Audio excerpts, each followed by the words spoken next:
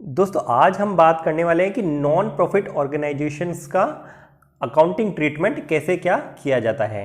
पहले वीडियो में दोस्तों हमने देखा था कि नॉन प्रॉफिट ऑर्गेनाइजेशंस का दोस्तों मतलब क्या होता है तथा ये कैसे अलग होती है जो प्रॉफिट कमाने वाली ऑर्गेनाइजेशंस है उससे। ठीक है, अगर वो वीडियो नहीं देखा तो आप वो वीडियो जरूर देखिएगा। तो आइए दोस्तों ज़्यादा टाइम ना वेस्ट करते शुरू करते हैं आज की हमारी वीडियो। आगे बढ़ने से पहले दोस्तों मैं आपको बता दूं, अब आप हमारे इंस्टाग्राम या फेसबुक पेज से भी जुड़ सकते हैं। तो दोस्तों जैसा कि मैंने पहले वाले वीडियो में भी आपको बताया था कि ये जो नॉन प्रॉफिट ऑर्गेनाइजेशंस होती है वो लाभ कमाने के उद्देश्य से काम नहीं करती है। ठीक है, इसीलिए इसको नॉन प्रॉफिट बोला जाता है। ठीक है, जबकि जो अन्य संस्थाएं होती है लाभ कमाने के लिए काम करती है, कोई भी संस्था हो। क्योंकि दोस्तों सीधी सी बात यह है कि ये जो नॉन प्रॉफिट ऑर्गेनाइजेशंस होती है वो किसी भी प्रकार के उत्पादन या व्यापारिक गतिविधि में शामिल नहीं होती है। ठीक है, इनका काम क्या होता है? समाज कल्याण। ठीक है, समाज के कल्याण के लिए काम करती है। पैसा तो आता है और खर्च भी होता है, और दोस्तों इनके जो सामान्य अकाउंट्स के नियम होते हैं वो भी लगते हैं।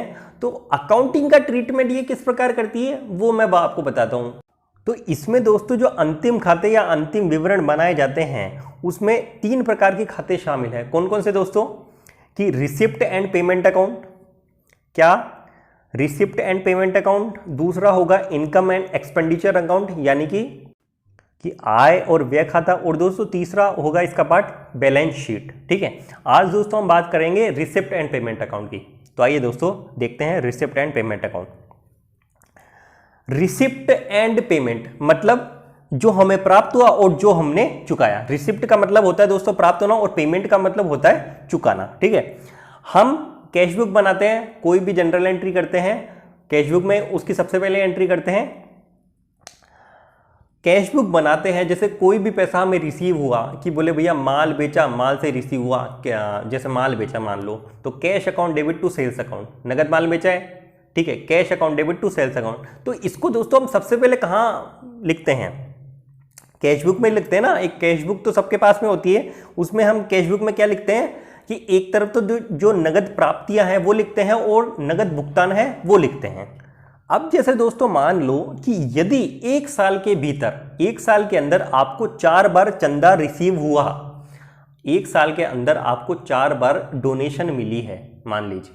ठीक है, अब मानते हैं 1 जुलाई में मिली, 1 अगस्त में मिली, 1 दिसंबर में मिली, 1 फरवरी में मिली। ठीक है, 1 साल में आपको 4 बार डोनेशन मिला। ठीक है, उसको आप कैश बुक में 4 बार शो करोगे डेट के हिसाब से। 4 बार शो करोगे, जुलाई में शो करोगे, अगस्त में शो करोगे, दिसंबर में शो करोगे, फरवरी में शो करोगे, डेट वाइज लिखते हो कैश बुक में। लेकिन दोस्तों रिसिप्ट एंड पेमेंट अकाउंट में क्या होता है, आप डोनेशन के नाम से एक ही उसमें लिखोगे, एक ही जगह लिखोगे। क्या लिखोगे? उन सबका टोटल, मतलब 4 बार रिसीव हुई ना, जैसे 4 बार मान लो 5-5 हजार रुपए रिसीव हुए, तो आप एक साथ 20,000 रुपए लिख दोगे रिसिप्ट एंड पेमेंट अकाउंट में। मतलब इसका दूसरा मतलब क्या है कि कैश ट्रांजैक्शन के विभिन्न शीर्षकों का सारांश, कैश जो ट्रांजैक्शन हमारे हुए हैं 1 साल के अंदर, उनके विभिन्न शीर्षकों का सारांश किसमें लिखा जाता है? रिसिप्ट एंड पेमेंट अकाउंट में लिखा जाता है।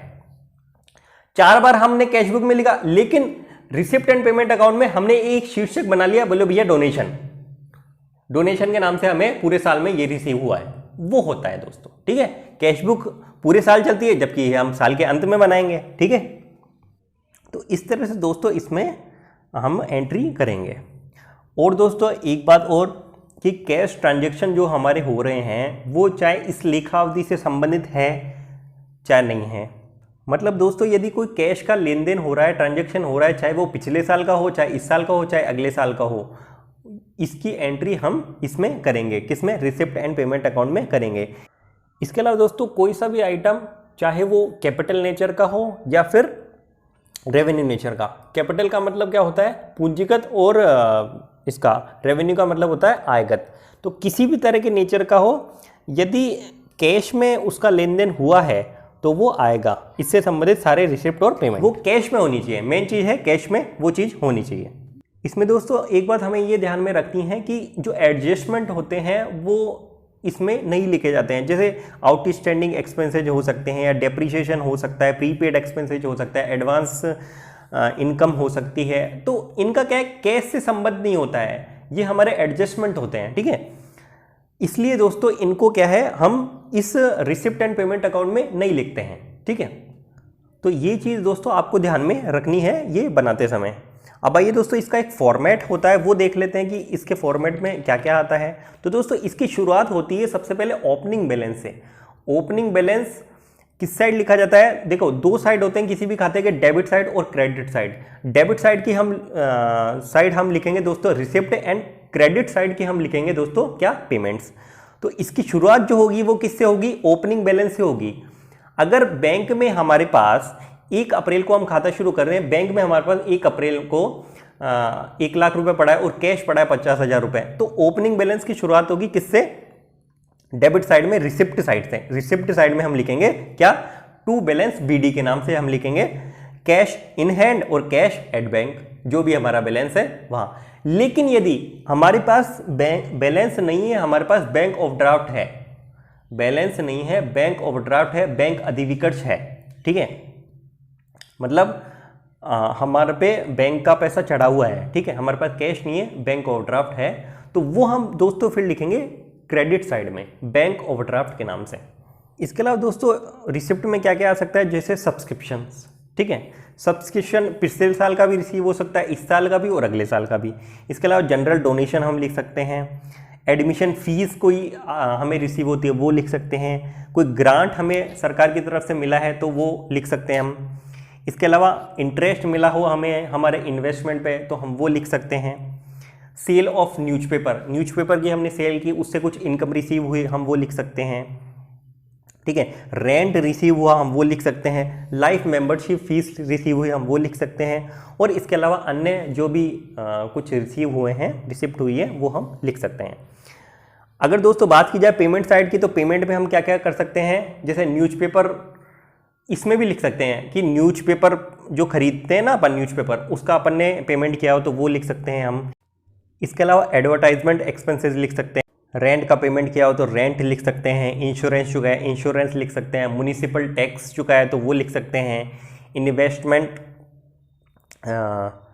खरीदा हो तो वो लिख सकते हैं, लोन रीपेमेंट किया हो तो वो लिख सकते हैं, परचेज ऑफ एन असेट्स, कोई संपत्ति परचेज की हो, इन्वेस्टमेंट परचेज किया हो तो वो लिख सकते हैं, सैलरी एंड वेजेस हमने चुकाई हो तो वो हम इसमें लिख सकते हैं।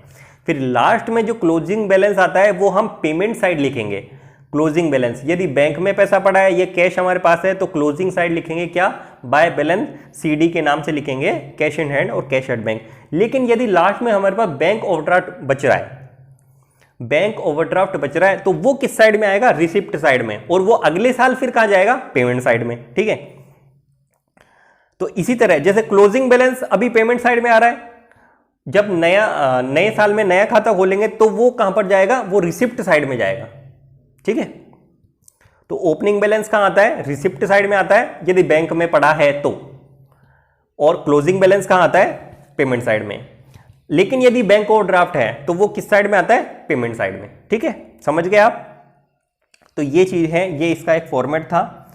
उम्मीद करता हूं दोस्तों आपको ये समझ में आया होगा। आने वाली वीडियोस में दोस्तों हम इसके कुछ प्रैक्टिकल सवाल भी देखने वाले हैं। तो तब तक के लिए धन्यवाद। उम्मीद करता हूं आज का वीडियो आपको समझ में आया होगा और पसंद भी आया होगा। तो वीडियो दोस्तों यदि पसंद आए तो वीडियो को लाइक करें, चैनल को सब्सक्राइब करें और शेयर भी करें। धन्यवाद।